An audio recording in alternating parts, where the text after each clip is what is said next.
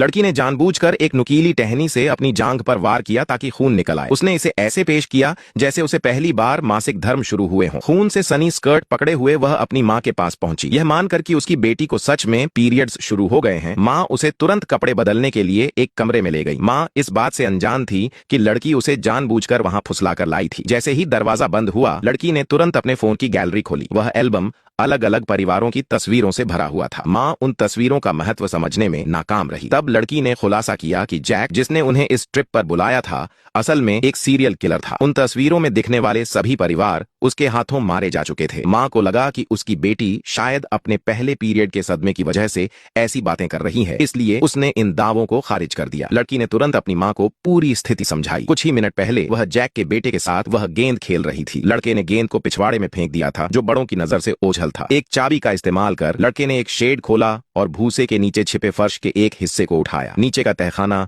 ढेरों बैकपैक्स से भरा था। एक मेज पर 1 दर्जन से अधिक मोबाइल फोन भी कतार में रखे थे। ये चीजें स्पष्ट रूप से किसी एक परिवार की नहीं थीं। जब लड़की सदमे में खड़ी थी तो लड़के ने एक मोटा फोटो एल्बम निकाला। वह अलग अलग परिवारों की ग्रुप तस्वीरों से भरा था, पर अजीब बात यह थी कि जैक हर एक तस्वीर में मौजूद था। लड़की की उलझन देख लड़के ने अपनी एक फोटो ढूंढी और उसकी ओर इशारा किया। उसने बताया कि फोटो में दिख रहे लोग उसके असली जैविक माता पिता थे। लड़की को अपनी आंखों पर विश्वास नहीं हो रहा था। जब लड़के ने अपनी जीभ की ओर इशारा किया तो लड़की को तुरंत सच्चाई समझ आ गई। जैक ने कई परिवारों की हत्या की थी और लड़के के असली माता पिता को भी नहीं बख्शा गया था। फिर लड़के ने एक नई तस्वीर निकाली और उसे एल्बम के एक खाली पन्ने पर लगा दिया। वह लड़की के परिवार की तस्वीर थी, जिसका मतलब था कि वे अगले शिकार थे। लड़की ने तुरंत अपने फोन पर इस सबूत की तस्वीरें ले लीं। सच्चाई जानकर मां बुरी तरह डर गई। अपनी घबराहट छुपाते हुए और बेटी को दिलासा देते हुए उसने अपने पति को कमरे में बुलाया और इस खोज के बारे में बताया। उन्होंने फैसला किया कि वे ऐसा व्यवहार करेंगे जैसे उन्हें कुछ पता ही नहीं है और भागने का मौका तलाशेंगे। हालांकि जैक ने गेंद लेने जाते समय वहां बिखरे हुए भूसे को देख लिया था। तीनों घबराते हुए कमरे से बाहर निकले। उनके आश्चर्य का ठिकाना नहीं रहा जब जैक और उसकी पत्नी ने उन्हें रोकने की कोशिश नहीं की, बस लड़की के लिए थोड़ी चिंता जताई। लेकिन कुछ ही पलों बाद जैक के चेहरे पर एक डरावनी मुस्कान तैर गई। जैक ने उन्हें विदा किया। दोनों बच्चों ने कार से एक दूसरे को अलविदा कहा और लड़की ने लड़के से फुसफुसाते हुए वादा किया